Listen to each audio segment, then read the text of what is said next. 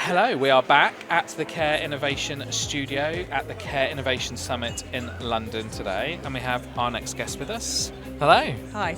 Would you like to tell us who you are and what you do? Yes, I'm Jacqui Smith. I'm an interior designer. I run Homespace with my husband David, and we specialise in interior design for care homes and retirement living.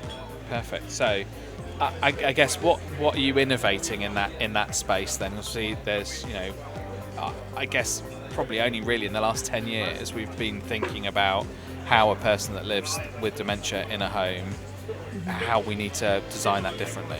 Yeah, definitely. I think there's a greater understanding now, which is fantastic, and a greater realisation that we really need to make sure that the design supports the care. I'm always very much operator driven, so different operators will have different models of care. So I will always be asking, how do they run their home? What are their current challenges?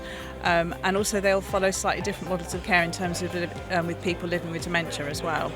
I think there's been a lot of innovation in the last 5 to 10 years, certainly from an interiors perspective. I think John Chapman from Pinders recently said, have we seen all of that? I think there's more to come, but it's more nuanced. And certainly as an interior designer, I feel, and I'm concerned sometimes, I guess, that there's an assumption that all care homes need to look like hotels. And I really feel they need to look like homes. I think there's absolutely a market for more sort of, high-end hotel design. But most of our customers come to us and they'll say, we want our home to look like a home. And that's what our care is known for, a homely approach.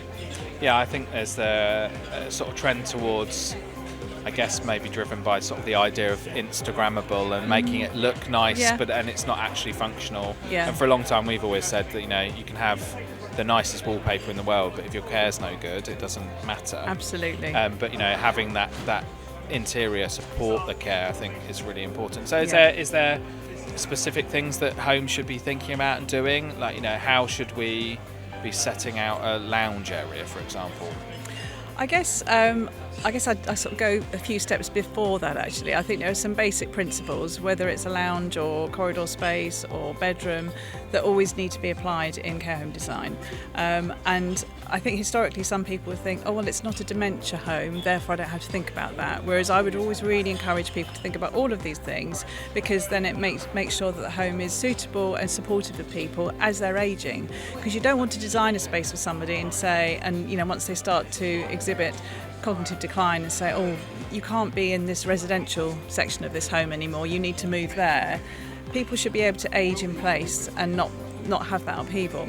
So key principles are tonal contrast. So, and by that I mean I'm sitting in a chair, which is a great example of it, actually. So you can see the chair edge very, very clearly against the piping. So we can use piping to show different tones in furniture and where the furniture is against the wall and the floor. Door handles, doors against architraves, and really making sure people can make sense of their own environment themselves, be as independent as possible, and not feel that sort of they're scared of moving around a space. Good lighting, minimising glare, that's really, really important. So I can see the light behind you. I'm not dazzled by it because it's a diffused light. So that's a really, really important thing. And certainly light levels. As we age, like all parts of our body, our eyes age, and we need more light to see properly. So the average 80-year-old needs 3 times the amount of light hitting their retina than someone in their late teens. So just good lighting is really, really important. And acoustics, very, very important, because again, as we age, there's parts of our body, like our hearing changes as well as our sight, and so we're less able to work out sort of sounds and noises. I mean, I can hear the cutlery and the crockery over there, and you can imagine what that's like in a care home environment. So to your question about a lounge, I'd be looking at setting it or decorating it in colours where people can see clearly, so sort of tonal contrast, but also a nice calming palette. We don't want too many bright colours. Also thinking about the layout, making sure it's sort of domestic in style, sort of, something that's sort of a relatable lounge space. I mean, if you've got a fireplace, having a cluster of seating around the fireplace, that's how people would live at home. And also making sure there's a range of seating, so residents can choose, oh, I like this chair because it's got the arms here and it's this seat height because that suits me.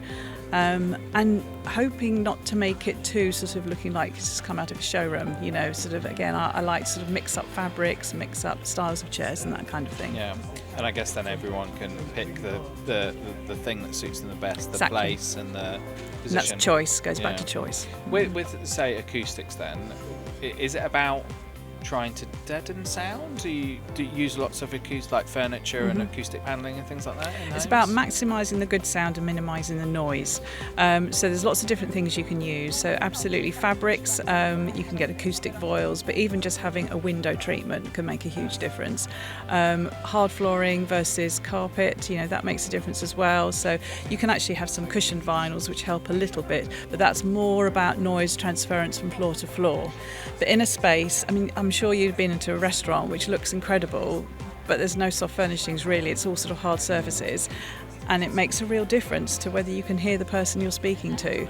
And also, if a space is overwhelming and people can't hear properly, they're more likely to sort of go into themselves and then not make an effort to speak to somebody. And then we don't want people to do that. We want people to connect.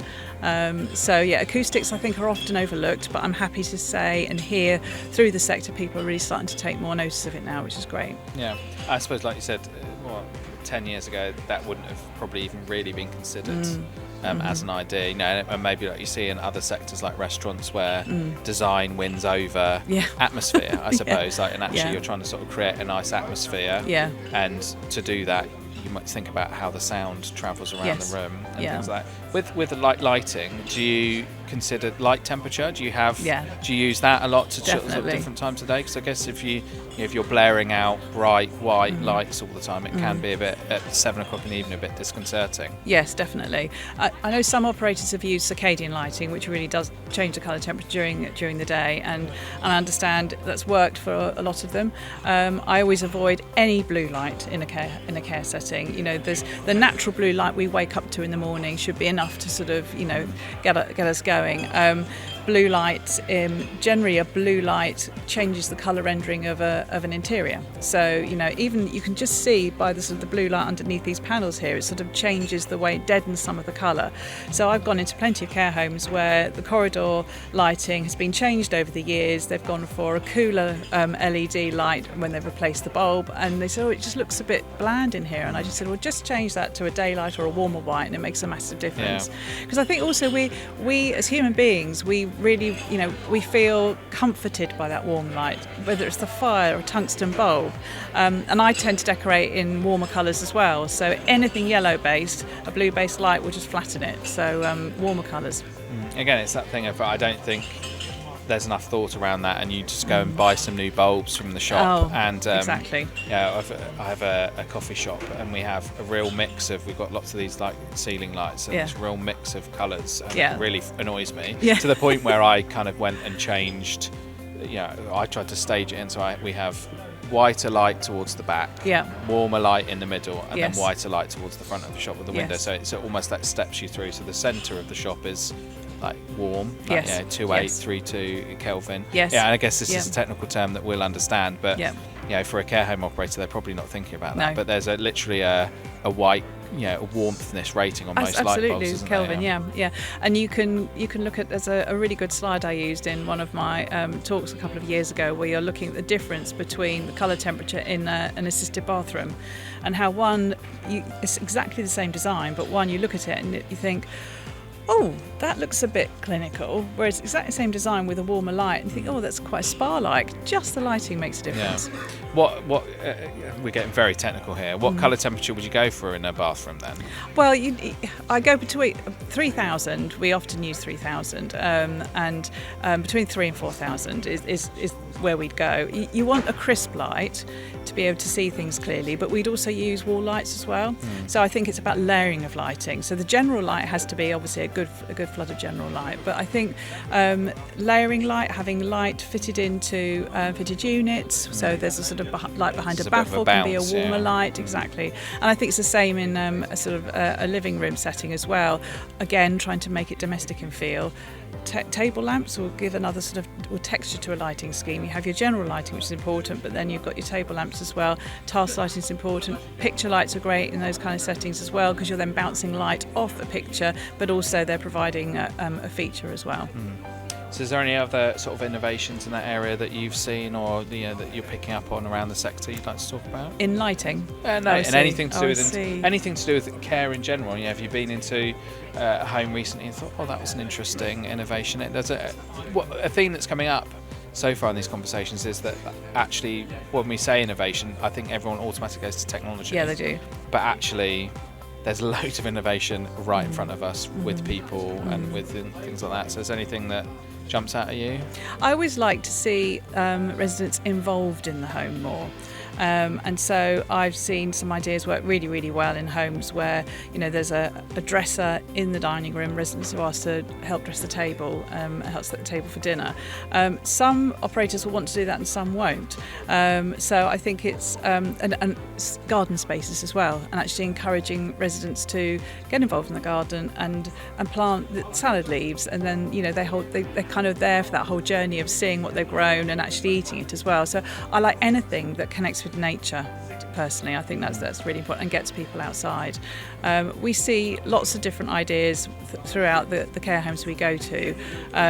But you're absolutely right about tech. I think people make the assumption that it's, tech is good, and tech is good. And I think tech is also sometimes something people use as a point of difference and sort of to say almost like an element against their competitors. But to me, it still comes down to the home being a home that looks after loved ones and feels like home. And a warm environment, even if it's slightly rough around the edges, I think if it's nicely decorated and it just has that feel. We don't live in hotels, so I think sort of more and more tech and more sort of sharp design that looks too hotel-y, that's not going in the right direction. That's my personal view. No, it's interesting, as well, because the margins are so tight for many small homes. So actually, if you just want to paint the outside of your building, that's probably your profit margin for the year gone. Yeah. So actually, you can't afford to do that. So then your home maybe looks a bit tired, but actually, it's a brilliant home. And that's what we do a lot of stuff around that, where we're working with homes that maybe don't look the most glamorous, but that just offer care, really good care, and the families that had to put their loved ones there really just pour their hearts out about it and feel really strongly. Yes. So it's really, I think it's a little bit of a theme that's coming up. But innovation it's within our reach. It's not something that's over the moon. And there are things that you can do if you've got the appetite from the care team themselves to do. So a good example would be, we had an idea about we're doing some art for one of the corridors, and rather than just go for sort of standard pictures, we're always trying to make our art relevant to the local area, engaging to people looking at it, not just standard prints. And so I was talking to the activities coordinator in another home and saying, well, we can actually do some pressed flower art and you guys could use it as an activity, and then we could frame it in the new home. And it was those kind of connecting the homes and also giving the residents a sense of purpose in the other home, knowing that they were actually delivering something that other residents were going to enjoy. So I think there are lots of ideas. Designers are always creative just outside, deciding which fabric goes on which chair and so forth. It's a lot down to whether the home themselves are going to push that through. That project worked really, really well with one home. Another home, the activities coordinator didn't really engage. So I think there's lots of ideas, but the appetite to push them through, and the time, I guess. I'm very conscious that it's a difficult job, and don't want to make that harder. Well, I've got a final question for you. Okay. Scones. Jam, then cream, or cream, then jam? Oh, no, that's a good question. Cream first for me. Yeah. Because that's the correct answer. Oh, good. No, I'm pleased to hear that. But do you know why I'm really, really happy to hear that now as well? Because years ago, I always instinctively did that. And then the last few years, I've done my family tree, and I realised I'm from Devon. Oh, okay. Right. There we go. So it was in the blood. Well, brilliant. Thanks. Lovely to meet you. Okay, Thank you yes, for you coming too. to the studio. Yeah, thank you. We will be back shortly.